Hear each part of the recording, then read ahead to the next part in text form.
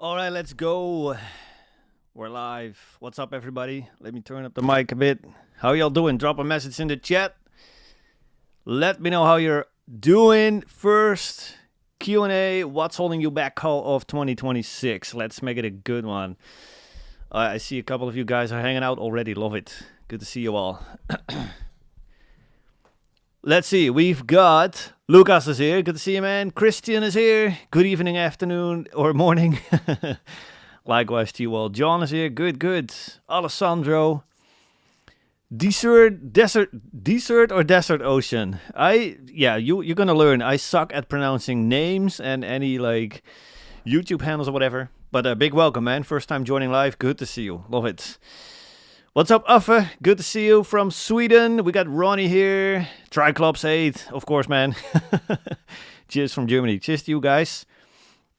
I love it. Okay, so as usual, the agenda today is very straightforward, right? I'm here just to help you guys, and I'm basically here to ask you guys the question, what's holding you back? What's holding you back right now from getting professional recordings, professional editing, professional mixes, building your clientele, building your career, your business, your website, your portfolio, anything?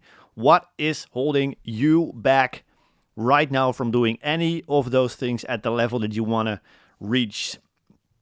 Hey, awesome, dude. Yeah, it's been a while already. I think I cut it in like September or something, but I still get comments like this, so thanks a ton, man.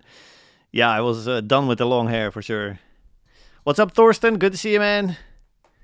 Chess Republic is here. Awesome. We got Johnny here from Toronto.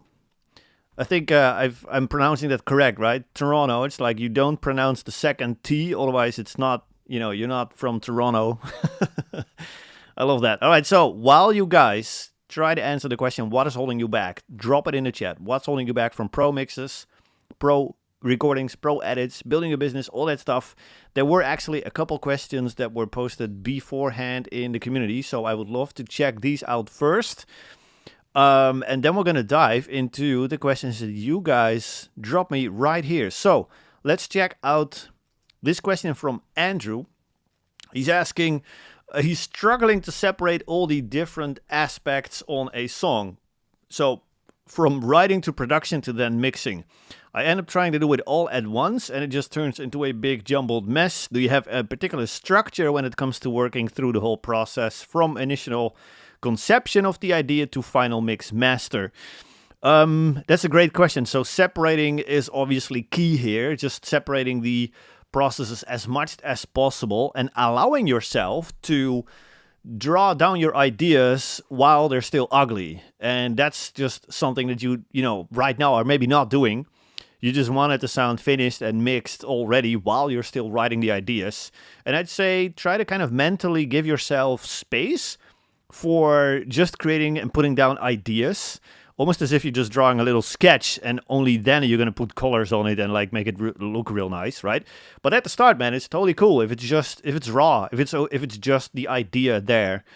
And then if there's something that you have to do like mixing wise in order to really kind of bring out your idea in the best way, then that's of course necessary.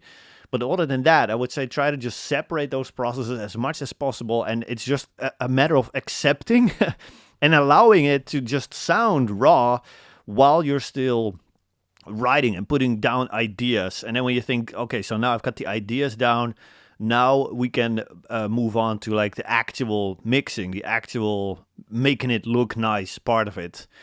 Yeah, so that actually brings me back to my days of house painting, which was what I was doing before I went full-time in my studio here. People, when they're painting their houses, they just want the paint to look nice from the second they put it on the, whatever, like the door or something, right? But that's not how you paint. When you paint, it's just rough at first. You just put on a bunch of paint. It looks like absolute crap. And then you spread it out so that it's just evenly spread out. Still looks like absolute crap. And then the third step, only then are you going to start to worry about making it look nice. And that's when you just go very smooth, with your brush or with your roll or whatever. And that's exactly how songwriting, mixing, mastering should be treated. At least that's going to give you a very, easy structure to work on. Just Make it messy. Just make sure it's there. Put the paint on. That's it. Step one. And only then start to worry about making it look nice and making it sound polished and all these things. So yeah, great question, Andrew. Hopefully this helps, man. Let's see. Let's catch up on the chat. See if we got any questions from you guys. And if not, we still have a couple more in the community which we can go back to. So, okay, cool. Let's see here. Let's see. Nathan, good to see you, man. Big welcome here. We've got... Let's see, we got Saw, yeah, like I said, I suck at pronouncing names. Saw Yon Chio. Big welcome, man. All right. Okay, so for those of you that just tuned in, the question of today is what is holding you back? What's holding you back from getting pro mixes, pro edits, pro tracking, building your business, building your clientele, succeeding in whatever you need to, whatever you need help in, whatever goals you have for 2026. Here's a good question from Johnny. How much time should I allocate to mix a song? Well, it really depends, obviously, on the track count, whether you're mixing a dense symphonic metal song with a full metal band plus a full orchestra on top of that. It's going to take you longer than a singer-songwriter with just a guitar and 2 vocal tracks. You know what I mean? So, but let's just assume that you're just working like a standard rock band, you know, with your drum kit, your bass guitar, couple guitars, some vocals, that sort of stuff. Anywhere from like 5 to 6 hours would be considered fast, especially if you just, you know, kind of know what you're doing. I would say any more than 2 days is a sign that you're overthinking things. Because it shouldn't take you that long to dial in the EQ or the volume balance, that sort of stuff. Automation is a big chunk of time usually for me, where I spend most of my time nowadays. But yeah, man, just I don't know, just mixing a song from scratch. Feel free to kind of spread that out over a couple blocks of like 2 or 3 hours to just kind of give yourself some objectivity back. You know, refresh your ears within those pauses in between. That's a good practice, I would say. But man, in total, if you're 8 hours, 10 hours, something like that, it's totally acceptable. And then once you start working with templates and that sort of stuff, then you can bring that down. But yeah, I would say it depends a little bit on what phase you're in as well. If you're intermediate, it doesn't really matter how much time you're spending that much. It's just like, how can you push this thing as far as you can push it? And just try to find the limit of like, how bright, how much low end, how big can you make it sound? And it doesn't really matter how much time you spend on that. But if it's for like an actual paid project, like a day, man, that should be good. And again, spread out over like a couple blocks. That is totally acceptable. Yep. Okay, so what's holding you back? The lack of time to finish things. Yeah, man, I think we've all been there. Lack of time. Can you drop it in the chat, man? Like, what is the biggest challenge with you for that? Like, let's say, for example, you work 7 days a week or whatever, or you work 5 and then you got a family and then you just, you know, have 1 hour or so in the evening to mix. Like, can you tell me a little bit more about your situation? And I would love to jump in here, see if we can dive a little deeper there.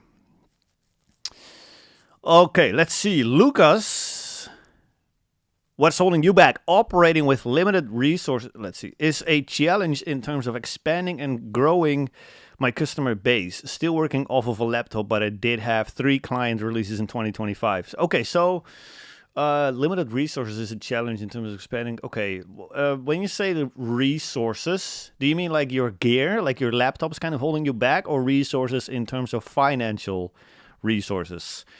Because that is obviously not something that I can help you with directly. But man, if you feel like your resources are low, but you're still working with actual clients, that's actually a good sign. That is actually a positive thing, because that means that the gear doesn't matter as much as we'd like to think, right? So yeah, I don't know, operating with limited. You're operating, which is something that a lot of people are jealous of. You know what I mean? But yeah, we'd love to hear more from you, man. Like, what kind of resources are limited for you right now? Is it time? Is it money? Is it gear? Is it whatever? All right, let's see. We've got Nashville here. What's up, man? Good to see you. Hello from Florida. What's up, man? You're not late. You're right on time, Mike. Yeah, and again, for people that are tuning in late, this is where we ask you what is holding you back from getting pro tracking, pro editing, pro mixing, building a business, building your clientele, your website, your portfolio, anything where you need help with. Please drop it in the chat. We're here to help you guys as much as we can today. All right, let's see here. Production is the mix of a recording, of a performance, of an arrangement, of a song. Heard that from Gregory Scott of Kush Audio. It helped me start. Yeah, absolutely. It is. It is so true, man. The more we can mentally separate those processes, the better. The better. At least mentally, right? You can still do it in the same Pro Tools session or whatever. That's totally fine. But at least mentally, where you allow yourself to just be messy and just, focus on the idea, focus on the actual song. It still sounds ugly, sounds like crap. Totally cool. Accept that. That's fine. We're just, jotting down some ideas. And then we start to make things sound good. Yep. So yeah, I love that, man. It's a great play with words there. Alessandro is saying, being serious, my latest YouTube music videos did not go very well. Should I make some fun and even ridiculous video to attract more fans for my future serious stuff? That is a winning recipe for sure. I see a ton of bands that are kind of, successful in terms of they get a lot of views and a lot of stream, subscription, whatever the metric is that you're measuring, right? They, in between releases, make a lot of funny kind of reels on Instagram or something. And yeah, I don't know. It just seems to work well because that's how you kind of reach new people that you wouldn't otherwise have reached. And they hopefully just kind of subscribe or start following you or whatever. And then whenever you drop your next serious thing, they're already just going to be a little bit more invested. So yes, it could absolutely be a successful strategy to go with, but it is not for everybody. You know what I mean? It's not, I would hate to do that stuff. And so I would just much rather take a different direction. Now, I'm not somebody that releases my own music, so maybe I'm not the best expert to even talk about this. But yeah, I would hate to make memes or reels or whatever, or do that sort of thing regularly, because I just hate social media in general and the using of it, So yeah, I wouldn't enjoy it, but if it brings me the audience that I'm looking for, that part would be very enjoyable. So it's up to you to kind of decide how much effort and time and energy do you want to spend on doing that stuff versus making even better music. You know what I mean? So that's a little of like, I don't know, what do you want to focus on kind of question, and only you can answer that. But yeah, it is a winning strategy. Absolutely, yes. Absolutely, man. Thanks for coming on live here, actually. Really cool. If you got more stuff where you need help with, please just drop it in the chat. Yes, sir. Ronnie is saying, it is a question of time. I play bass. I mix one of my bands for our internal demos. Release mix is done by Mike in Duvina out of Canada. I love mixing and recording. I edit drums high. Yes, my bass. Is your bass holding you back? I love that. Your bass is holding back. But no, it's a measure of time, a question of time. So yeah, if you could elaborate a little bit on what is your struggle with time, that would be really helpful. So that hopefully, maybe we can figure out some way to dedicate some more time without messing up your schedule too much or whatever, right?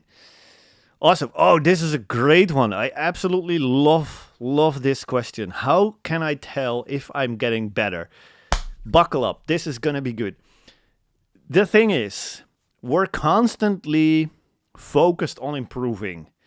Constantly. We're always looking for the next trick, the next breakthrough, the next mix where we feel like, this is going to be best. The point is, we're always looking forward, right, to the next milestone. This is the next step. This is the next lesson, the next thing, the next level that I'm going to break through. And that makes it insanely hard to recognize your progress, because you can literally see it as like you're trying to run towards the horizon, right? You can run as fast as you want, but you're never really going to get any closer to the horizon, because the horizon just, keeps traveling with you with the exact same speed. So you can run as fast as you want, but you're not going to have the feeling that you're going to get closer to your goal. That is because as you get better in producing, in mixing, in whatever, your standards grow with the exact same speed. So it's like if you got this level, now you want to reach this level. And now you're reaching this level, but now you want to reach this level. And it just keeps growing right next to each other. So it's impossible to tell if you're getting better if you just keep looking to the next milestone. But if you're running towards the horizon and you don't see yourself getting any closer, the only way to recognize how far you've actually traveled is looking back, right? You just stop running for a second. You turn around and you see, oh, I've passed all these beautiful cities, all these beautiful, I don't know, nature, whatever, parks, anything, right? And that's how you can measure your progress. So in mixing language, that obviously means open up an old project 2 years ago, something like that, and just listen to it. Don't touch it.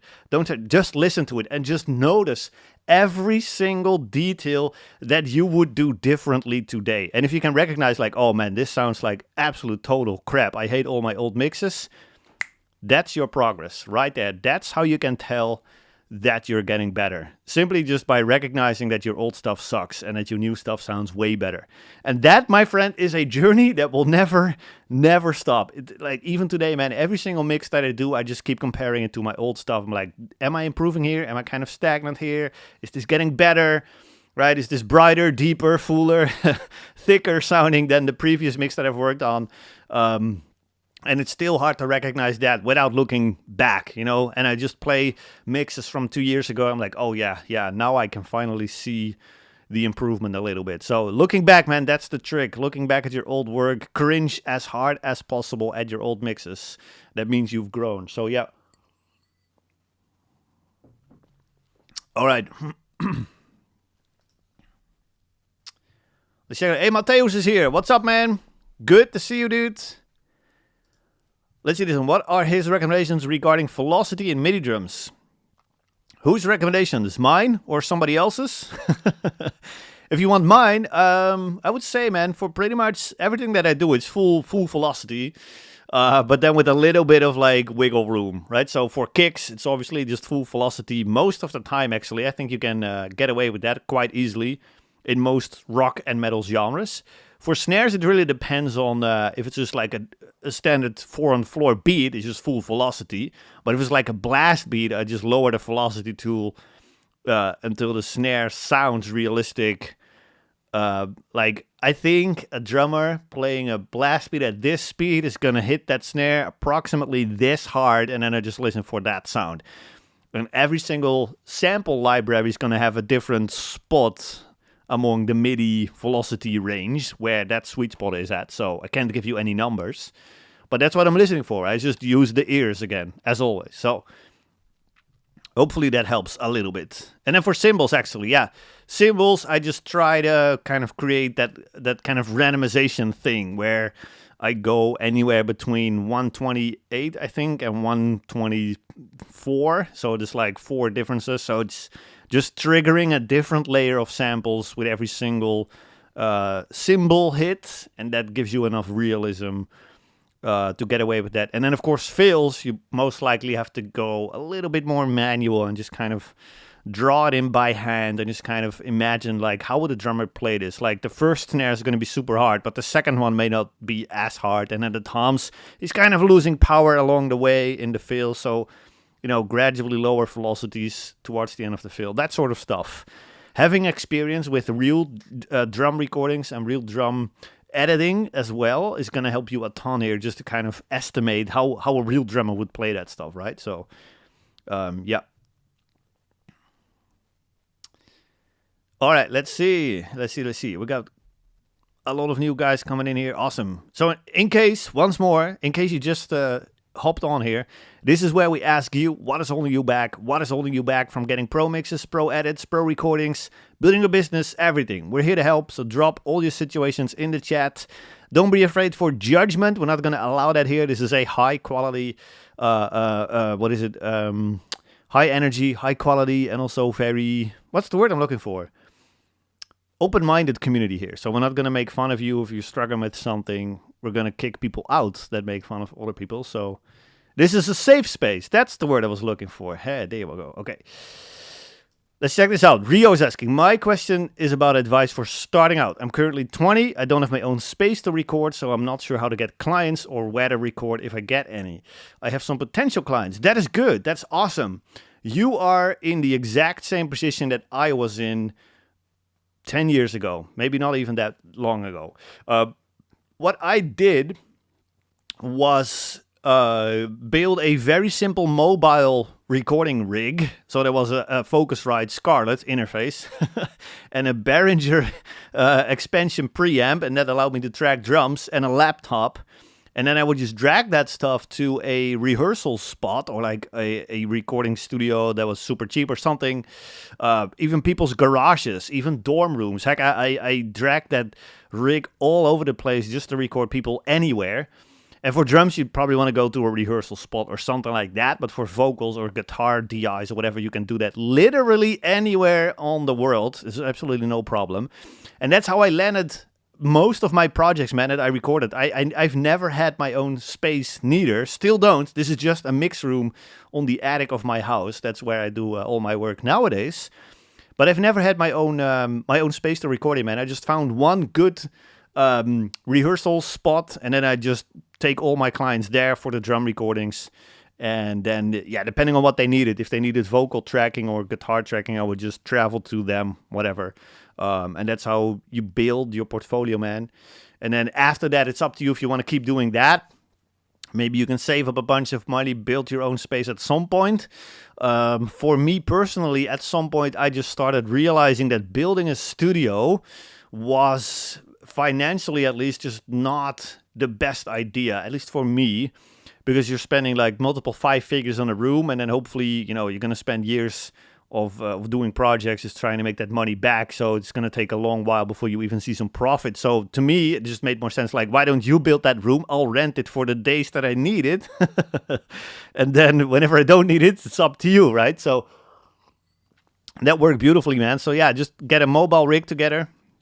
There's actually a lesson, I think, in the academy about that whole mobile tracking. And if not, let me know. But there should be in the pro tracking module where I go in depth about the setup, the challenges with drum recording, with vocal recording, with all that mobile stuff. So check that out for sure. That's how I started. You can start like that too, man. You're young, you got potential clients, which is awesome. That's perfect. Just record them anywhere. Mobile rig, you're good to go. Awesome. Okay, so let's see.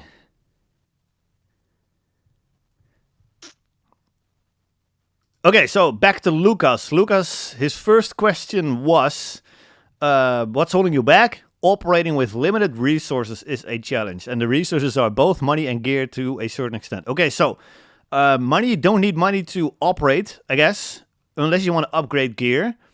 Which, you know, I'm going to tell you to not upgrade your gear and just keep using exactly what you have. But maybe your computer, yeah, maybe the computer is a good thing. Hopefully at some point you got enough clientele coming in that you can take a small loan or something and get something, you know, like a good computer, a new computer.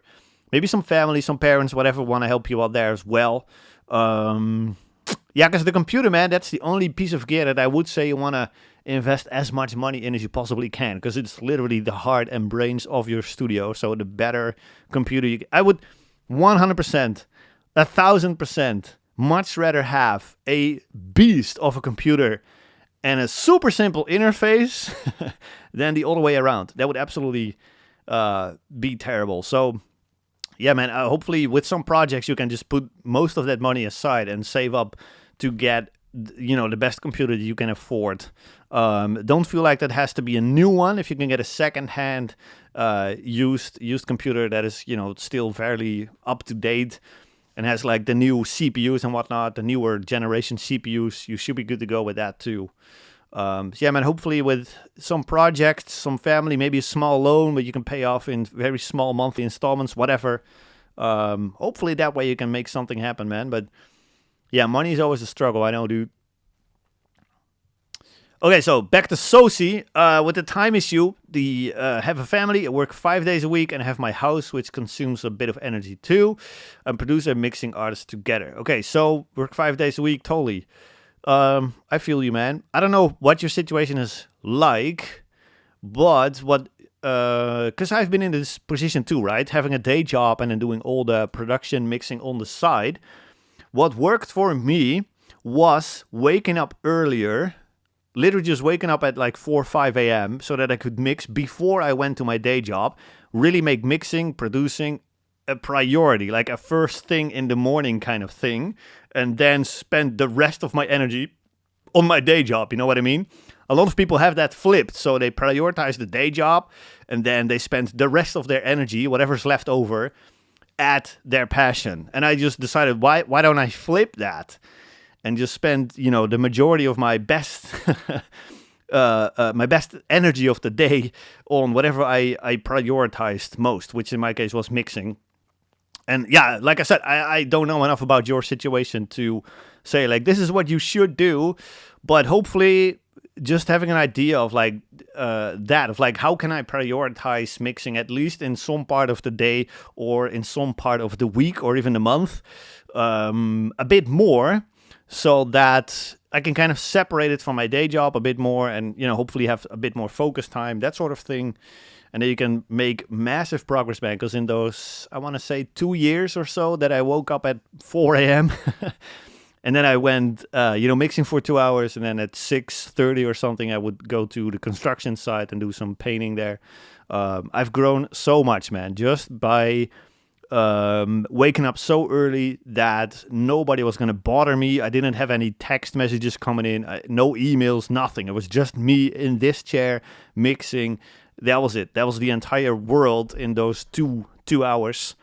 You learn a lot in that focus time. So hopefully you can schedule some of that focus time one way or another, where you both prioritize and focus on this stuff a bit more. Alrighty, let's see. We've got Paul here, and Paul is saying, I'm currently at the stage where I start landing some first low-budget clients that can't afford buying new drum shells, etc. for the recording. Have you been at this stage as well, and what do you recommend? Totally have been at that stage, yes. Yes, sir. For drums, man, I don't care at all. Seriously, like, resample that stuff. I don't care. You can get great quality just by cheating your way into it a little bit with drums. Cymbals is a different story. I would much rather focus then most of my time and energy on capturing great sounding cymbals and then somewhat less okay sounding drum shells, because I know I can at least augment those if necessary or replace them if it totally sucks. However, if you spend a decent amount of tuning, a decent amount of time on tuning, I should say, you can still get at least decent usable results even when the drum shells, the drum heads are maybe not brand new. Now, if they're absolutely super old, years old or something, then yeah, it's going to be challenging. But with drum shells, man, I always have that trick in the back of my mind. Like, if this sucks, I can always replace it with something that sounds good. And no drummer or whatever has ever like called me out like, oh, you replaced the snares, like, oh, it's like, no. When you spend a bit of time capturing the performance, the right performance, that's going to do 95% of the heavy lifting anyways. And then if you have to sample replace the snare, for example, with a sample, just make sure that you draw in the MIDI or you capture the MIDI or whatever in such a way that it matches the live performance as close as possible. And that way, no drummer's even going to tell that you replaced the snare or whatever, right? So, yeah, I think this is something you shouldn't be worried about. Every single band can afford guitar strings, so that's okay. If you want, you can kind of bulk order like a bunch of strings in different gauges and just have that sitting in your studio just in case somebody comes in unprepared or whatever. Or they didn't bring enough strings or something, right? Something comes up, at least you can jump in and be like, hey, well, I've got those strings here, so no stress. Guitar strings, man, you definitely want new ones. You cannot make good recordings with old ones. But drum heads, I'm not that worried, man. But yeah, if that feels like cheating to you, I don't know. Most people are okay with drum samples nowadays, but they're still the elite, the best people in the recording industry still don't use drum samples. I'm totally kidding, but you know what I mean, right? There's always such I don't know, almost like a taboo still on drum samples. But yeah, I don't care at all what anybody thinks. I just replace it. Sounds great. Band's happy. I'm happy. What's not to like, right? Okay, good question. Meisenberger, what's holding you back? For me, what's holding me back is building a portfolio that I can show to prospective clients. Right now, I'm concentrating on songs that my band is doing. That's a good start, man. That's a great start, actually. Because, hopefully you have some influence on the quality of the songs as well. So hopefully you can make some great songs that are going to turn out into a great portfolio. Another great starting point is just, the multi-tracks from the program here, the Session Vault. Mix those and just use those as like a starting point portfolio. And after that, I would say the way that I did it was just offering a couple portfolio projects for either for free or for super low rates where you just get a case of beer or something, which I know a lot of people are like, oh, you shouldn't work for free. And I agree. At some point, you shouldn't be working for free anymore. But in order to get your foot in the door, it is an absolute great way to kind of have some low pressure trust, kind of win some low pressure trust from people. Kind of let them allow you to work on their songs, which is obviously, the biggest challenge. Like, how can I know that my song is going to be treated well if you don't have a portfolio? Well, it's free, so if it sucks, whatever, we'll just have spend a nice weekend together. So hopefully that's still worthwhile, But no, man, just doing free projects, which is just an investment on your side, right, into your business, a time investment in this case. Just doing free projects for a couple bands. You got to be a little bit selective. You shouldn't just take anyone. But if it's a band that you kind of like and you like the song, it's like, hey man, do you want to have a free demo recording of this? Because I'm looking to build my portfolio. Hopefully you get something that you want to release, or at least get a good demo. You can think your ideas out a little bit more, whatever. Win-win for both of you, right? And then, you can start building a portfolio that way. However, as soon as you have a couple local bands on your portfolio, that is actually the key. So starting with the internet multi-tracks is totally fine. You can show proof of your skills, absolutely good. But there's nothing quite like having actual local acts on your website or portfolio so that other local acts can recognize, like, hey, this guy is actually active in the scene. Other bands trusted him already. We can probably trust him as well. First step, just to summarize, internet multi-tracks first, your own band, that sort of thing. Second step is doing a couple free projects just to build out your portfolio. That's also how you're going to sell that. Like, hey, I'm doing this for free because I'm building my portfolio. Would you want to, help me out with that? You get a great recording. I can, start building my portfolio and show proof of my skills to people. And then the third step is, of course, once you have a solid portfolio of local clients, then of course you can start thinking about charging money and never do things for free again. Obviously, is the next step. But for now, man, it's all good. Do whatever. Anything goes. Yep. Love this question. Yeah, the guitar lamp. That was actually a gift from, like I said before, I was a house painter before I went full-time in the studio. And I worked with my dad and my two brothers in this little family company. And when I gave my 2 weeks notice, my dad actually, invited the entire family over for dinner. So we went to this restaurant and they gave me this lamp as like a goodbye gift. I think he bought it somewhere in this super weird store that buys a whole bunch or sells a whole bunch of random, weird things that you can't really get anywhere. So unfortunately, I don't think there's many made of these lamps. But yeah, and I don't think you can order them somewhere. But if I ever find some, another one, I will let you know. Yeah. All right, let's see. Good, great discussions here today, guys. I love it. All right, let's see. More good questions here. What to do regarding finding wave songs that I can use for reference songs? So do you mean like when you're mixing, it's reference tracks? Is that what you're talking about? I don't know, man. If you need wave files for that, personally, I just jump back and forth between Spotify and the DAW, and that's perfectly fine because Spotify nowadays has lossless quality as well, right? So that's what I do, man. But yeah, I don't know what you need wave files for, and if you do need wave files, I'm actually not even sure where you can get them. Maybe, buy the physical CD or something and just, I don't know, rip that. I don't know. Nobody has a CD player anymore. Dude, I have no idea. Where do people get WAV files? I have absolutely no clue. If somebody knows, please drop it in the chat. Because, yeah, I've been using Spotify for so long. I have absolutely no idea.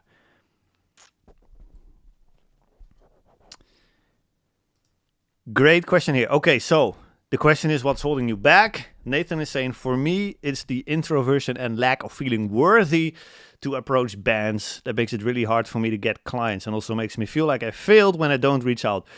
I totally hear you, man. So introversion, I get it. I'm kind of in the middle. I'm like not an extrovert and not an introvert. I'm a little bit of both, actually. What is it, an ambivert? I don't even know the word. I can be both, right? Not feeling worthy to approach bands makes it really hard for me. So the thing is that feeling worthy is not a requirement in order to do what you want to do. Do you know what I mean? It's like feeling worthy would be nice, but it shouldn't stop you. You know what I mean? I know that's way easier said than done, but hopefully putting it like that, you made feeling worthy a condition. You made it I don't feel worthy, therefore I'm not gonna, or therefore I shouldn't, or therefore it's hard, or therefore whatever. So you made it a condition. What if you make it optional? Feeling worthy would be nice, but I'm still gonna do this even when I don't feel worthy, and my intentions are gonna outgrow my feeling of lack of worthiness. You know what I mean? So my intentions of like, if I ever get a band to say yes to working with me, I'm going to make sure that they're going to get the best experience that they've ever had. That's the intention. If you keep that part at the forefront of your mind when reaching out to people, the entire conversation changes. Because it's not about you. It's not about your worth. It's not about your approach. It's not about your gear. It's not about the quality of your mixes. It's just about you offering a service to somebody else with the intention of like, I'm going to blow your freaking mind when we do this project together. And if you just keep that at the focus map, we're going to have fun. We're going to have a great time. Or if it's just a mixing project only or something, I'm going to do anything within my current power that I can to give you the best mix that I can possibly deliver right now. That's my intention, and that's going to outweigh the feeling of worthiness. You know what I mean? Feeling of worthy, I don't know, I still don't feel worthy of being on this call with you guys and sharing my thoughts with all you guys, because I'm just, a producer in a very small town in the Netherlands. I'm not an LA kind of big shot producer, whatever. You know what I mean? So that feeling of not feeling worthy, it changes over time and it grows a little bit, but I wouldn't count on it ever fully disappearing. So in that case, it becomes a choice to do what you want to do, regardless of how you feel. Right? And then, like I said, keeping that intention of just making amazing sounding records as your main focus and as your main kind of conversation material. Like, this is what I want to do. I want to make a sick record. That's all that I'm here to do. And yeah, you don't even have to bring that up, that whole feeling of worthiness or whatever. People recognize the intention more than your lack of self-worthiness. You know what I mean? And they just kind of feel that energy of like, this guy's serious. This guy is just here to make a great sounding record. And they don't care if you feel worthy or not. They just care about the result that you can give them. So that's your main focus. Make sure that you got the skills to blow their minds. Go blow people's minds. That's the thing, man. Yep. And yeah, when you failed, when you feel like you failed, when you don't reach out, that again, it has to do with you making it a condition. It's like feeling worthy. I'm not going to reach out unless I feel worthy of reaching out. And then, of course, you're going to feel like a failure because you failed your own condition of like, oh, I'm still not feeling worthy, therefore I failed. Right? So the only way out, man, is just to ignore the feelings and facts over feelings in this case. Have those intentions of making great sounding records with people. Make that your main focus instead of how worthy you feel. You know what I mean? I know it's easier said than done, but that's the way out, man. Just do it. You know what I mean? We've all heard the slogan, just do it. Yeah, and I know you've got the right intentions, man. Otherwise, you wouldn't be asking me this question. So just go for it. All right. Lucas, mixing question for more symphonic metal production. Let me turn off my heater.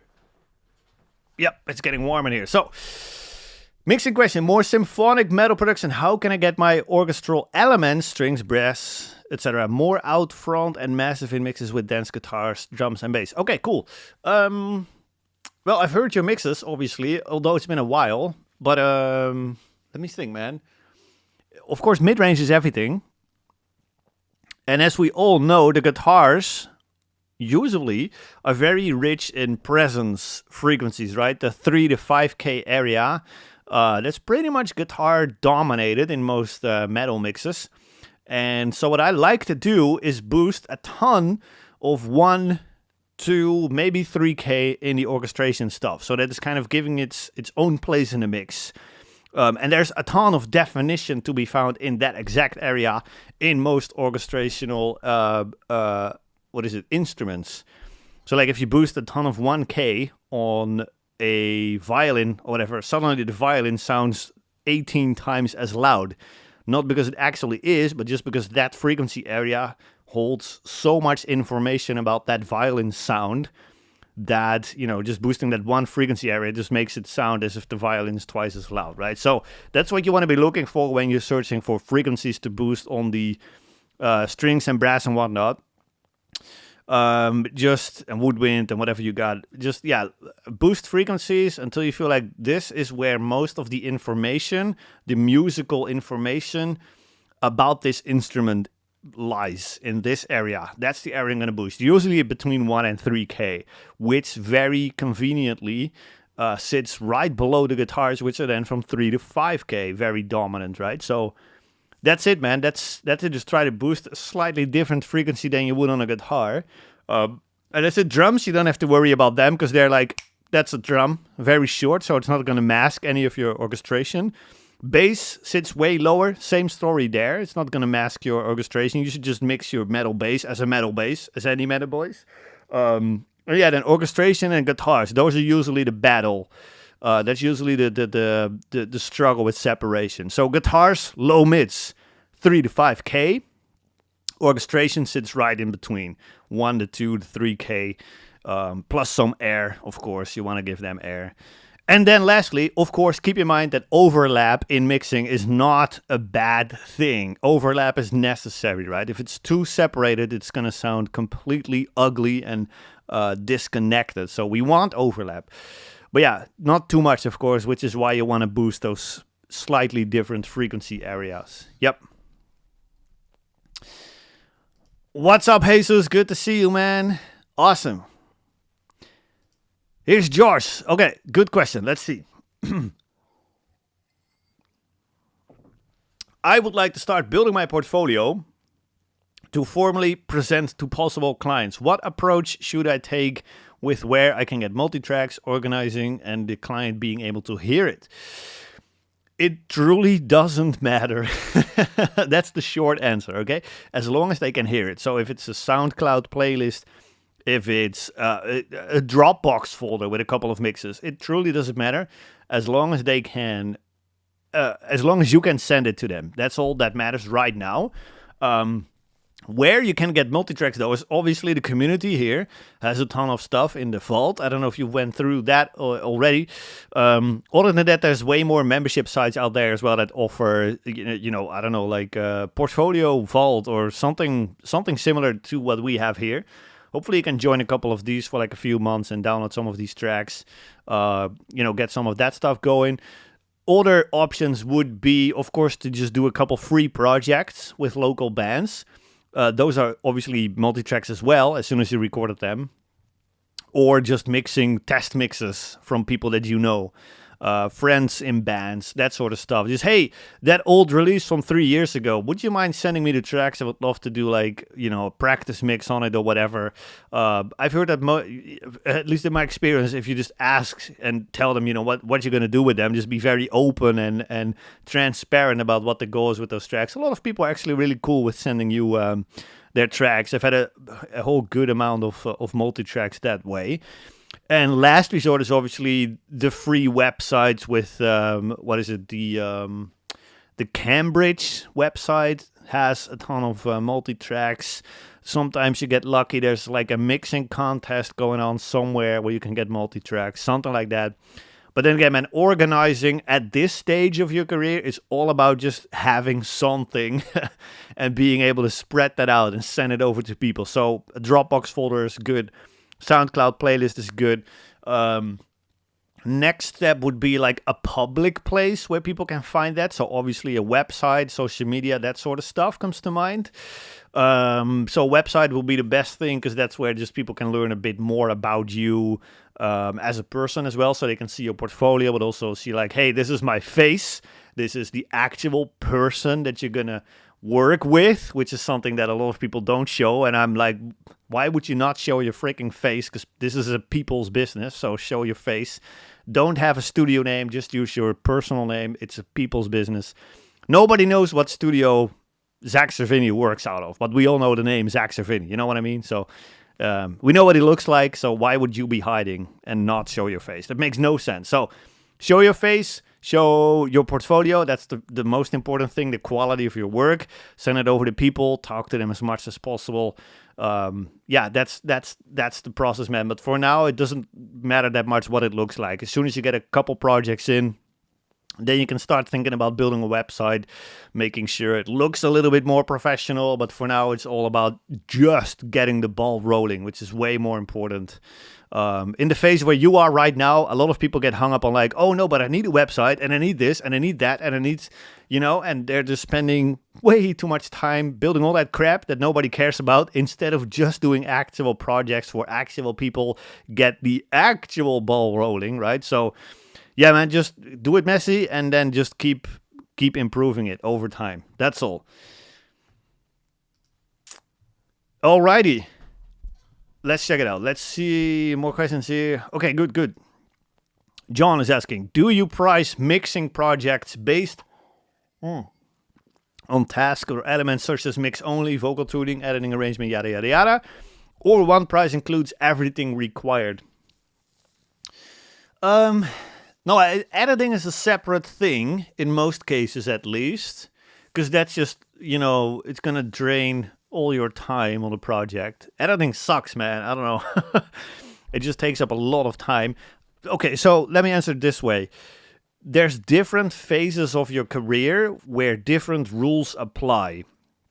When you're just starting out, I don't care. I'll do anything to just get the project and make it sound as good as I can. So if vocal tuning is needed, I'll do the vocal tuning. If editing and arrangement is needed, I'll do the editing and the arrangement. I don't care. I just need my portfolio to be the best quality it can be. That's all that matters, not the profit or the money or the time that I'm spending on it. The portfolio is everything. Right, so once you're through that phase and you have some solid portfolio and it's just more of like an actual income thing, then of course you can't be spending all your time doing stuff for free. So then it's like, hey man, mixing for this song is X per song, or for this record is X per song. If there's a bunch of tuning, editing, whatever necessary, that's going to be extra, and the amount for that is X per song, depending on whatever is necessary, right? Then what I like to do, and this is something that I don't see a lot of people doing, is they'll send me the tracks for the record. There's a little bit of editing needed here and there. I'll just do that stuff for free, but I'll tell them so that they feel like, oh, they're getting a deal, right? So it's like, let's say a couple vocals need tuning. There's a bunch of guitar cleanups that still need to be done, something like that. It's always something that still needs to be done. I just do that stuff anyway. I don't charge extra, and I tell them like, hey man, I just need to clean up the guitars. I needed to tune the vocals a little bit. This is what it sounds like. Hopefully their mind is blown by the result. right? And then it's like, but I'm not going to charge you extra. Boom. Brand new friend, brand new repeat client. The next record is yours as well. And that's how you just keep that ball rolling, right? So that's what I do, man. I don't usually overthink the whole charging too much of editing and whatever. Of course, if it's super... if it's like super badly tracked or whatever, and it needs everything, it needs all the editing and all the tuning, of course there's an extra rate for that. But usually in the process leading up to the project, you discuss those details, right? It's like, what do you actually need? Is this going to be just tracked and you need editing and mixing, or is it just going to be mixing? And then of course you base your price on that, on whatever is necessary here. So, yep. Hopefully this helps, John. Let me know if that was clear enough, or if you need me to elaborate a bit more on that. Yeah, man, Focusrite forever, dude. I still have it sitting in my rack right here, and the Behringer preamp. Yep. Yeah, I always laugh at people that they're telling you, like, you need good gear. It's like, no, you don't. You really, really don't. You need to know what you're doing. That's all. Yeah, and hopefully we talked about this a bunch already. The best way to start getting projects, work for free, start with the local scene. I'm just not sure how to convince someone to take a chance with me. Obviously the portfolio, man, that's everything. So the free multi-tracks, the internet multi-tracks, that's where you start. Maybe you have a social media account for the Desert Ocean, I don't know how to pronounce that. Hopefully you got some social media account or whatever going on. You post like, hey, this is a portfolio track. I had pleasure to mix this for fun. Check it out. Let me know if you like it. At least that's a place where people can find your work. So then as soon as you start getting in contact with, you know, people from the local scene, people you meet at shows, people you meet online, whatever, you can just point them to that social media account or the SoundCloud playlist or the whatever you have. So that they can quite literally just see the proof of your skills. That's what it is, right? Portfolio is just proof of skills. You can have all the skills in the world, but if nobody can actually see that, those skills just don't exist. They're non-existent. They need proof. Proof of the skills, that's the portfolio. Here it is, and that's how you get people to, you know, say yes. And it starts very low pressure, right? It's like, can I do a test mix for free? Do you need some help, whatever, doing a vocal recording? Do you need help, some demo recording? Anything goes. And then as soon as you get somebody to say yes to you, you just go out of your way to make sure that they're way happier. They get way better results, way more than they expected to get. And that's going to be your next, you know, flagship portfolio piece. And for them, it's going to be a great experience. Then, of course, you can open up a conversation of like, hey, do you know or, you know, are connected to more bands? Maybe the drummer plays in another band, whatever, right? And that's how the ball slowly gets rolling from there. But yeah, man, do anything, whatever is necessary to get people to see that you have the skills. That's the first thing. And then just let them say yes to a free thing, a free demo, a free mix, a free recording. Heck, I'll show you this. No, I can't share my screen here, but check out the band. It's a band called Despicable Heroes. Their 2019 EP. Let me think. Let me check, actually. Despicable Heroes. That's the band. Love those guys. Good friends of mine still. Yeah, their 2017 EP, The Arrival. 6 songs. I did them all completely free. Tracking and mixing. And I think the mastering was the only thing they paid for. Not even me, but somebody else. Just a portfolio, an entire EP for free. I don't recommend doing an entire EP for free. Don't get me wrong. But what it did do, it started to get the ball rolling. It was just a friend, you know, somebody that my old band used to play a couple shows with his band. It's like, hey man, I'm doing this recording thing. You need some help? Because I've been doing these courses. Check out, this is one of my mixes. And he was like, yeah, cool. Entire EP for free. The next EP was my first paid project. Balls rolling, and then you take it from there, right? So whatever's necessary, man, whatever. All right, let's see. Oh, good one. Okay. So, as a follow-up to my previous question, is it worth it to try to do an apprenticeship at a studio, or should I focus on finding clients and building a mobile rig, working a day job at the same time? So the apprentice is going to give you a little bit of insight in somebody else's process and workflow and everything. Hopefully you get to do some rough editing or something, whatever. I don't know, man. I don't know a ton of success stories nowadays, at least, from people that start that way and build themselves up. I don't know. You guys can jump in. Maybe you know somebody that has started that way, just doing apprenticeship and then grow from there. I personally don't know anybody.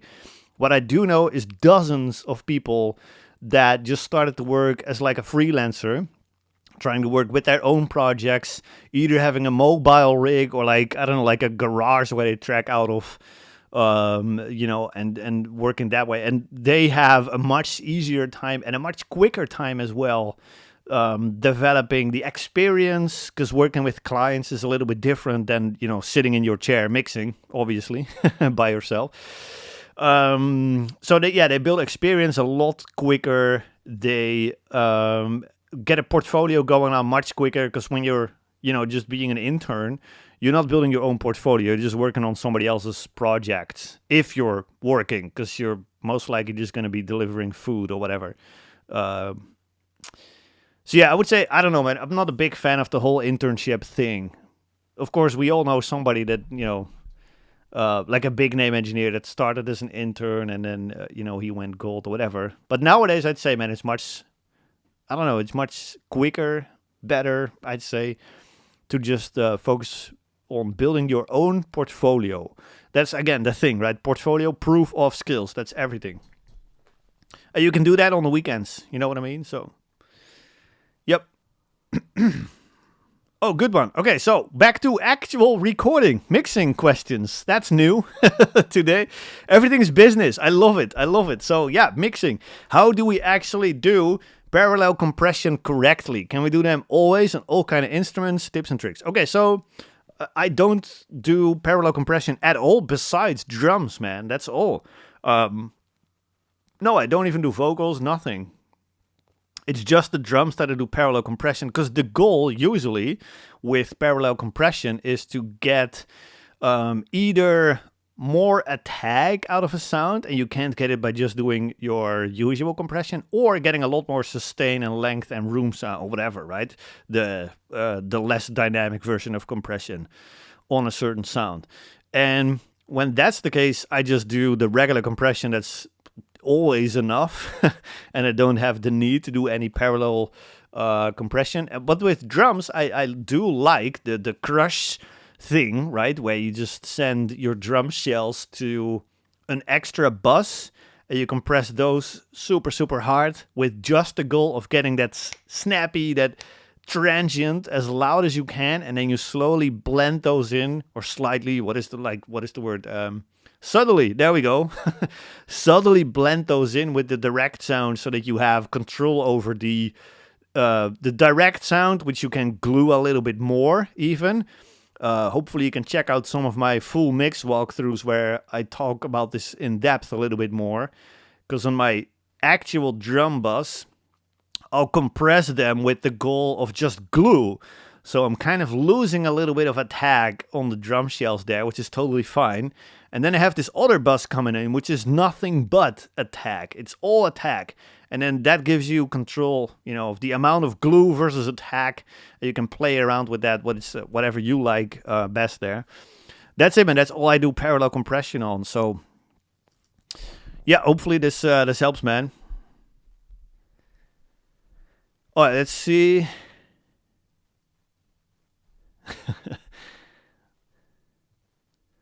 All right, yeah, parallel compression. Yeah, you guys are jumping in the chat too. I love that. Okay, so I started, Matthäus, good to see you, man. Okay, so I started getting professional results, feeling confident, but I still don't get enough clients and work to actually grow. How can you maximize growth with just a few clients a year? That's going to be hard, man. You need more volume, for sure. And so, in order to build that volume, I don't think your mix quality is the problem, because I've heard your mixes. up until a year ago, at least. So I'm assuming you've just kept on improving, hopefully. That would be good. In that case, it's most likely that you're either not earning their trust enough of people to actually, let them say yes to working with you, or you're just not talking to enough people, so you're not planting enough seeds. That is very possible. Or maybe you are too expensive for the amount of social proof that you can show. That's another thing. I don't know what you're charging, of course. I'm just making assumptions here. There's just a bunch of different reasons as to why you're not getting enough clients, man. So those are hopefully good pointers. So definitely talk to more people. You can't talk to too much people. That's impossible. You need to plant as many seeds as you possibly can in order to get, enough, volume of work, I guess, to actually grow. What else? Yeah, and of course, if people usually, push back on your rates or something like that, or they just ghost you after you told them your rates, something like that, then of course you might want to take that as like a sign of like, hey, maybe I need to invest a bit more of my time and energy into building an even more high quality portfolio, so that people automatically trust me a little bit more with their money. Hopefully that makes sense. But it's all trust, man. That's usually what it is. It's trust. So that's usually maybe not building enough rapport or something with somebody before you start talking about working together, or it is that you're not, planting enough of those seeds. And, we know that planting a seed, the time between planting a seed with a band and actually working with them, that can sometimes take years, like a year or two. And that's happened to me as well. Like a band I'm working with now, I've been planting that seed 3 years ago, and now I'm finally mixing their record, and it's great, it's worthwhile. But that's, it's a long game that we're playing here.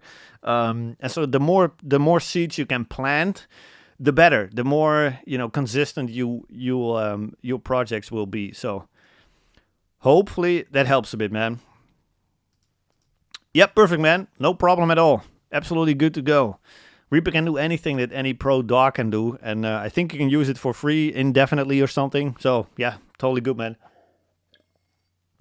The thing is, as soon as you get used to a DAW, switching to another DAW is going to be your biggest nightmare. So just pick, what I usually recommend, man, is just pick the DAW that you think looks best, you think looks cool, because you're going to be looking at it every single day. And then as soon as you got the workflow down, it's whatever. The quality of DAW really doesn't matter, like in terms of the sound or whatever. It's not going to, Reaper sounds so much more professional than Pro Tools or whatever. It's not going to happen. So pick anything that you like looking at, and that, you kind of like the workflow mindset of, and stick with it. That's all. Yep. Okay, cool. Yeah, we're back on the WAV file question that we had a while back. You can purchase individual songs or albums, probably somewhere. Yep. iTunes can be used to convert songs to WAV. Good. Yep, nice. Well, there you go, man. Nathan. Yep. So Nathan wasn't feeling worthy, right? So I think I have the skills to blow minds. All of the music I've produced and mixed for clients, they seem extremely happy with. I'm also going to therapy for my self-worth issues. You're working on it, man. So that's all you can do right now, right? You're taking steps. You're taking action. You're blowing people's minds already. Take that and shove it in your own face. You know what I mean? Yeah, shove it in your own face. Like, these people were so happy. Reread those emails, those messages 1,000 times, right? So that you can kind of prove to yourself, like, oh, so this is what happens when I put out my good intentions. And that's going to be stronger than my feeling of not being worthy. And like I said, man, you're taking the steps, you're taking the action. So as long as you don't stop taking the action, you're going to be good, right? The only reason why people have reached professional levels in mixing is because they didn't give up when their stuff still sucked. It's the only reason. Question about AI. Is it becoming so good at mastering and mixing editing that learning these skills is pointless? Should we still improve them or focus on production and let AI handle the rest? I would say AI right now is not even in the ballpark when it comes to mixing, at least, compared to good old human beings. Mastering, still, no, same thing there. It's not even in the ballpark because there's so many like kind of weird mistakes that look okay to an algorithm but are not okay to the human ears and brains. So no, I don't think we're any close to getting replaced or something. Not at all.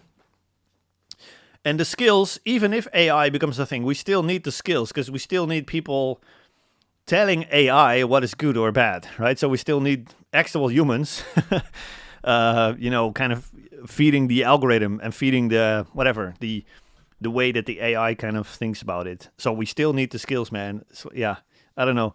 And like I said, man, I don't think mixing is going to disappear anytime soon at all, because there's a massive pushback on AI in music in general already going on. At some point, it's going to be inevitable. There's going to be like laws and everything about AI. AI artwork was a thing of 2022 and everybody started hating it and nobody's doing AI artwork anymore, you know what I mean? So do you remember Dolby Atmos? That was going to be the next big thing, right? So yeah, it's not going to happen, man. I don't see AI taking over the music industry anytime soon. Not in the last place, because AI can only feed off of things that, or can only... build things off of the things that we feed it. So if we don't feed it any new music that was actually produced by humans and new ideas, original ideas, then AI can't even generate new ideas because it can't, right? So yeah, I don't know. There's a deep rabbit hole here, but let's not go too deep into it. Don't worry about it. Just mix as a human being. People are always going to appreciate a human being doing art way more than an AI, because that's the only good thing I think about AI, is that at least we as humanity recognize how fake it is. You know what I mean? So yeah, that's a good thing. Do you recommend using the Blackshot Audio plugins to beginners, or should they first learn with classic plugins such as compressors and EQs? It's good to have knowledge about both, but I think, and I'm totally biased, obviously, but I think that if I would go back in time to a point in time where I didn't have any mix skills yet and I would learn mixing, that I would really enjoy the BSA plugins because they make it so easy. It's like I don't even need to have the perfect theoretical knowledge in order to understand what the plugins are doing. A little bit, of course, some basic knowledge of like what is a compressor actually doing.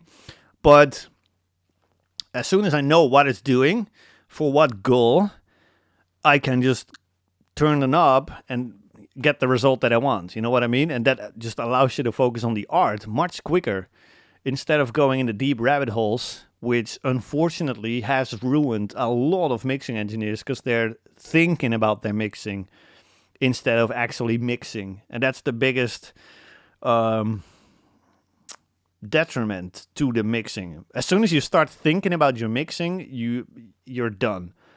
You're screwed, because then, you just, oh no, but it's a great example. You need a flat frequency response in order to mix. It's total bonkers. There's no bigger lie in the audio industry than that. You don't need a flat frequency response. We're working on art here, right? So it can sound however we want it to sound. That's the thing. That's the only rule. Make it sound how you want it to sound. And if there's a plugin that they're making that job easier than another plugin, I would love to use that plugin. You know what I mean? Now, that said, of course, there's a time and a place to have a bit of that theoretical knowledge about compressors and EQs, what is kind of happening behind the scenes. So basic knowledge, and then you can use the BSA stuff to just get the result faster. That's the whole idea. That's why we're building this plugin company in the first place. Making a complicated process simple so that you can focus on the art. And some people, you got different personality types, right? Some people love to dive into the details. There's this YouTube channel out there. I forget the name now. But this guy goes deep into the details of like, why does a clipper work like a clipper? What is actually going on behind the scenes and all this theoretical knowledge. And then it's like, and that's why you shouldn't use a clipper. And that's where we draw the line. It's like, no, you can use a clipper, man, because you got the theory down. But like, it sounds sick, right? It's the other end of it. So yeah, there's a place and a time for both, depending on your personality, how much details you like to know, because not everybody wants to know the details. Not everybody wants to do art. A lot of people are in this for the tech side of it. And that's, there's a time and a place for everything, for everybody. Yeah, but our intention is to make complicated processes easier so that you can focus on the art more. That's the idea here. So hopefully I answered that a little bit for you. All right, so I'm not sure if there is a possibility to share a link here, but there's definitely a possibility to share it in the community. Please make a post there with that huge list of multi-tracks for people to enjoy. Absolutely. That'd be so welcome. If not, if you can't find the community or whatever, just send us an email and we'll get that sorted. But yeah, love to share that link with the group, man. Appreciate that a ton. I love it. All right, let's see.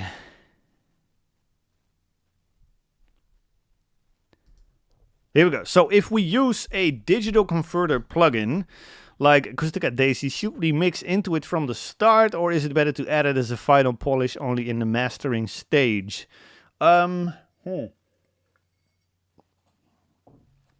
Interesting. I don't think I've ever used a digital converter plugin, because a converter converts it from digital to analog. How can you do that in a digital domain? Whatever. If you have plugins that you like the sound of, like a summing plugin or a converter plugin, apparently, I would probably mix into it from the start, because that just makes sure that you, you kind of commit to the character of whatever that plugin is doing. And if you add it only at the end, then it's maybe, it's like, oh, actually this sound doesn't really work with whatever I've been doing with all these individual tracks up until now. So I would totally mix into it. Yeah. But yeah, I don't know, man. I don't use any plugins to mix into in that sense of like summing or digital converters or whatever. Yeah. Oh, here's a great one. All right, so Christian, man, holding me back, the fear of exposing myself on a YouTube channel / Instagram page. Also, the fear of having to take definitive decisions while recording others without the chance to go back. Okay, holding me back, the fear of exposing. What are you afraid of when you're exposing yourself on a YouTube channel or on an Instagram page? Like, what is the fear about? If you can, please drop it in the chat here. Like, are you afraid that people are gonna, post hate comments of like, oh, this sucks, you suck, you should stop, or whatever? Or is it, just imposter syndrome? What is it? Could you speak to that a little bit more? I would love to dive into this. About the fear of making quick decisions while recording orders without the chance to go back. Let's think, man. Well, obviously, a good way around that would be to give yourself a way to go back. So, for example, as soon as you hit that fork in the road, you hit save as different session name, right? And that at least gives you the chance to go back to that version where you haven't made that decision yet. That's what I've been doing in my mixes as well. Like, oh, actually my gain staging or whatever is getting a little hot in this mix. Let me save it, this session. Save as mix, gain stage lower. And then I just lower all the faders. Oh, actually, I completely screwed it up. At least I can go back to my old session and just restart it or whatever. Try it again, whatever, right? While recording, of course, yeah, man, I don't know. You just got to trust your instincts, man. and just be in the room with those people. If like, let's say you have to make a decision about a guitar tone, capture the eye. Make sure that you give yourself that little safety net. Or when it comes to drum takes, like, I don't know if this drum performance is good enough so that I can actually edit it. Like, let's say a fill that the drummer just can't play. So you just do 20 takes and he still doesn't quite nail it. Then just be like, okay, let's try the best take that we can. Let me see if I can edit it in, 2-3 minutes. And that way you just literally just kind of guarantee that while you're tracking it, it already sounds done and finished and good. So that way you just never have to doubt that decision. You know what I mean? But yeah, the quick decision. I don't know, just trust your gut, man. Just try to upgrade your skills as much as possible so that you go in as confident as possible. Confidence only comes from knowing that you have the skills and the experience, and it's not going to just show up someday. And this is why you want to start with those free projects, right? The portfolio projects, so that there's low pressure. There's not a major label that's going to be super angry if you don't deliver a good mix. There's no pressure. It's just fun. It's just getting that experience. A couple projects, man, and you'll have it down, man. It's like one-time drum recording. It's like, oh, it's actually not so bad. It's just like, I just do this. I hit 3 here and starts recording. You know what I mean? And then we talk about the performance for a little bit and we do it again. Yeah, and so that's it, man. So yeah, just try to go in as prepared as possible, and try to go in, at least at the start, as low pressure as possible, so that you allow yourself that room to make mistakes. That's the portfolio projects for, man. Practice with your own band, whatever. Yep.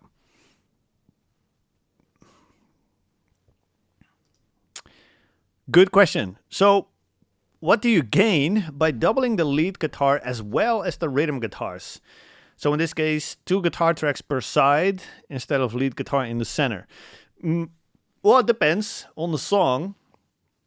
Let's say it's right in the middle of a chorus or whatever, and there's a vocal right down the middle, and you kind of want to have the guitar out of the way of the vocal. In that case, I would double track it so that it can pan them out. Make sure that the vocal stays the main center point of attention right down the center. Because if you got kick, snare, bass, vocal, and lead guitar down the middle, that's going to be a little bit busy maybe. In that case, I could see it making sense to double track the leads. You pan them out, leave space in the center for the vocal. It's all situational, man. It just depends. That's how I think about a band. If something is going to distract me from something more important, then I'm going to get it out of the way by either panning it, double tracking it so I can pan it out, something like that, whatever the case is. Yep.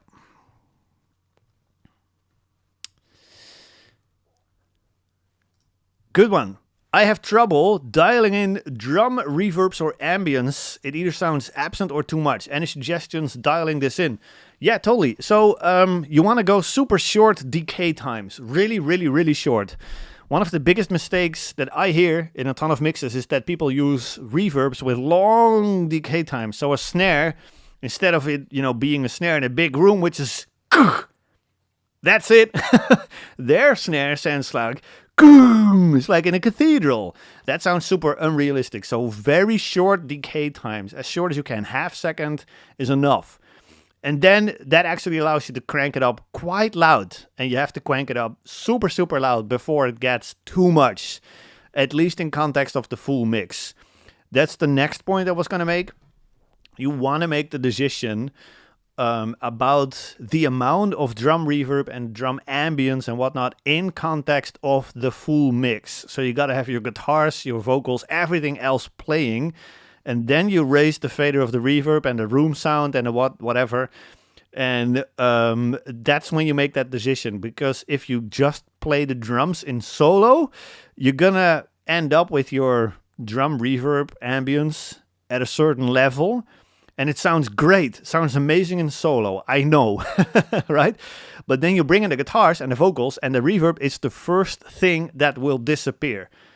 And that's usually when you get the complaint of like, oh, my drums are too dry. That's usually a sign that you made that decision in solo and not in context of the full mix. And then you crank it up, plus 12. I don't care. As long as you can actually hear that drum reverb in the full mix. And then, of course, it's just a matter of finding the sweet spot of what you like. What does this song like? Because some songs and like faster songs just need way less drum ambience, and the slower the song, the more drum ambience you can get away with, of course. So yeah. But yeah, always in context of the mix, very short decay times. Yep. All right, awesome. Let's do 2 more questions if we have them in the chat, and then we're gonna sign off for today. Because I think we had an awesome session here. Love this first Q&A session of the year. Let's see if we have more questions here. Awesome. Love it. Love it. Okay, good. I have everything needed to record and mix, but I doubt my abilities, and I'm not sure if I'm quote-unquote ready. When do I know that I have practiced enough? Yeah, I'm still waiting for that day, man. You know what I mean? I don't know, man. Feeling ready again is... The thing is that feeling ready is not a requirement. And we make it a requirement. We make it a condition before we start. I am not gonna start unless I feel ready. That's crazy, you know, because we're gonna be waiting a long time. Because you can be a better mixer than Zach or Vinny, and you might not still feel ready because, oh, you know, I have all these skills, but nobody's actually hired me yet. Maybe I'm just being a fool and I'm still not ready. That's how people can think. I'm not saying that's you, but that's how people can think. So we shouldn't rely on feeling ready in order to just start. We should start because we love doing what we do. And that makes you ready. Do you like recording and mixing? Answer that in your head. Do you like recording and mixing? Do you love doing this craft? If the answer is yes, you're ready. You're ready to do this, man. And you got all the gear that you need. So I'm thinking this is not something that you started last week. You know, it's probably something you've been doing for a while now. You got some knowledge and everything. And so that already puts you ahead of 99.9% of humanity. It's a good thing. So that, you know, kind of makes you more ready than most people. It's a good thing. You seem to like recording and mixing. That's a good thing. That makes you ready, man. And when you have practiced enough, I don't know, what are you measuring up against? Are you measuring against Zach Cervini? You'll never be enough practiced ever, right? So, are you measuring against the 99.9% of people that don't like recording and mixing? You're way, way beyond those people. You know what I'm saying? So it's just like compare yourself to different people, I guess, if you don't feel ready. Because you are ready. You love doing what you do. That's all that matters right now. And then the skills and the confidence, that's only going to show up as a result of you actually doing this. Like confidence, the feeling of I'm ready is not going to ring your doorbell one day of like, ding dong, hi Jonas, here's the feeling, you're ready now. You know, that's only going to show up after you kind of proven to yourself like, oh, I can actually do this. And let's say worst case scenario, you start a project and it turns out you can't do something. Well, that is just a call to action to learn a bit more about that certain topic. And then the next time you can do it. And then the next time you actually do it. And that's when the feeling of I'm ready is going to show up. But it's not going to show up by just waiting, man. It's just not. You got to do it and then the feeling will come. In your pioneer days with the Focusrite and Behringer, what mics did you use? Yep, I guess you actually got it right, man. So I got 2 setups back then. I had a MacBook Air, I think, 2016, 2017, something like that. Super budget thing. It was a Mac, so it's still super expensive, but for Mac, it was super budget, like a MacBook Air, which is the lower tier, I think. Then I had the Focusrite Scarlett 18i20 and the Behringer preamp. Microphones, I had AKG D112 for kick, either a SM57 for snare or the Beyer Dynamic, the M201. That's the one that I used for snare top. I had a pair of Rode, I don't know how to pronounce that. The NT5s. That was the one that I had for overheads. I had this super cheap AKG drum set. I think the literal name was Drum Set Session or something, which was a $200 set, a full drum mic set. And it was crap quality, but the upside to that set was there were 4 tom mics in that set. So I could, record 4 tom mics. And those were actually kind of decent. So I've been using those. So that's $200 for 4 tom mics. That's insanely cheap. And then I had whatever free condenser mics I grabbed from Marketplace somewhere as room mics. I'm not even sure. They were Shure, very cheap, whatever's. I don't even remember. Not worth mentioning the actual name even. That was for room mics, and I just pointed those away from the dump. So very, very, very budget. And then I did the recordings in a rehearsal room, yes. And then I brought that home, and then I had this like somewhat better iMac here, where I could do all the mixing and the editing and whatnot. So yeah, very budget stuff, man. I'm the worst gear guy ever. So yeah, awesome. Yeah, looks like you guys are dropping out as well. Makes total sense. I gotta drop out too. Love it. Okay, cool. Nice. You guys are dropping in the chat too. Very, very good. I love that we're all answering each other's questions as well. Yep. Okay, so this one is the last one, Christian. So I guess it's more of an imposter syndrome issue. So what was the original question again? Let's see. Christian. The fear of exposing yourself on a YouTube channel or Instagram page. So it's imposter syndrome issue. That's another thing, man. That's just not going to disappear on its own. Like, hey, at some day you're going to feel ready or you're going to feel like an expert. That's only going to come from experience. And you're doing this thing often enough to feel legit doing it. You know what I mean? I don't know what to tell you, man. Fear of exposing myself on a YouTube channel or Instagram page. It's all about the results, man. It's not even about exposing you as a person, but this is like, check out this post, this Instagram post. This is my current skill level of mixing. That's basically the message of an Instagram post where you showcase one of your songs or one of your mixes, right? Check out my current level of mixing. There's going to be a group of people that's going to be like, that's cool. Like, right? And then there's going to be a group of people that's going to be like, I'm not that impressed yet, but I'll keep an eye out or whatever. They're just going to scroll past, man. We're thinking that people are going to be thinking about us for the rest of the day when we make an Instagram post. Right, and it doesn't impress them. It's like I'm gonna scroll Instagram. I'm gonna come across Christian's post here. The mix is not impressive or whatever, and now the rest of my day I'm gonna think like, gee, what a loser. You know what I mean? People don't really do that, so we blow it up in our heads for sure. That's definitely happening. So yeah, man, I don't know. It's just like this is just you showcasing your current skill level, and your skill is something that you're working on improving as well. So your next post is going to be better. The one after that is going to be even better. The one after that is going to be better again.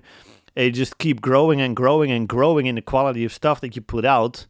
But that will never happen unless you start putting stuff out. You know what I mean? This is not going to...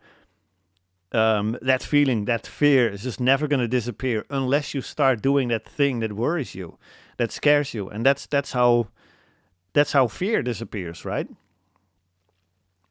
Yeah, I don't know, man. Just sitting here and just letting it hold you back, that means that the thing you're scared of is just growing because you're not dealing with that thing, right? But as soon as you just, okay, F this, I'm just going to make a post.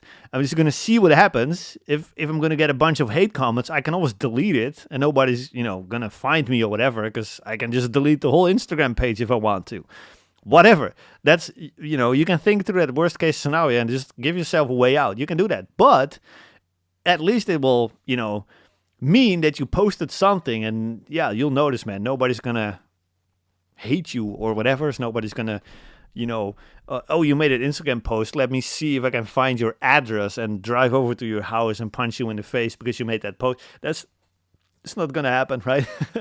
What will happen is the more often you do that, is that it will get less scary over time, and then the thing that you're afraid of actually shrinks instead of it grows like it does now, right? So the longer you wait, man, the more fear you're gonna build up.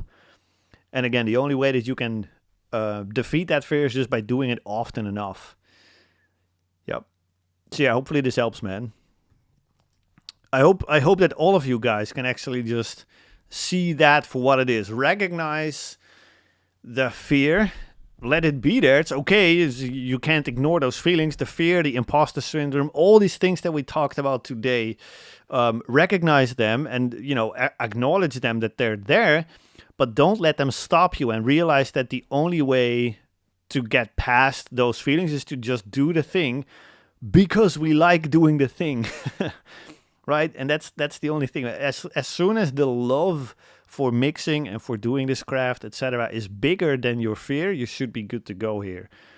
You know what I mean? And that's, I think, the only reason why people succeed in the first place. They just love mixing more than they fear the comments of others or whatever people are gonna think about them. That's the only reason, because I've been there too. Like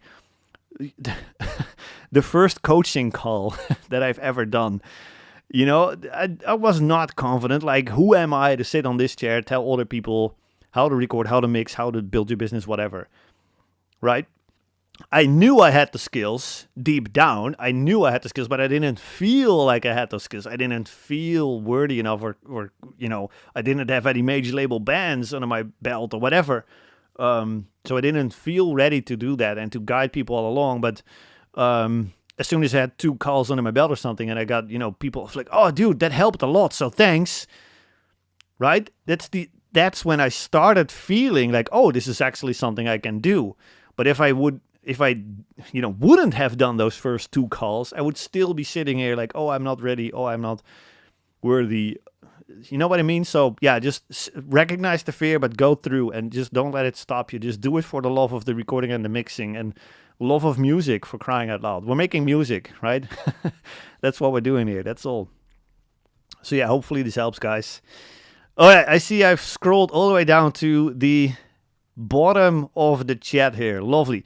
Thanks so much for the best Q&A session already of the year, which is the first one. So it was, not an... there was no competition yet, but this was great. Great start of the year, guys. Loved the discussions today. The replay will be up in the community for sure for everybody to check out.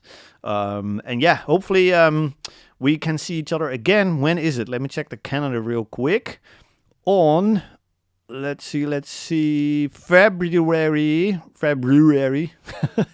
12th. That's when we're going to be doing mix reviews again. So Feb 12th, mix reviews. I'll see you guys back then, and in the meantime, in the community. So have a great day, morning, night, whatever time it is for you guys. We'll see each other very soon. Take care.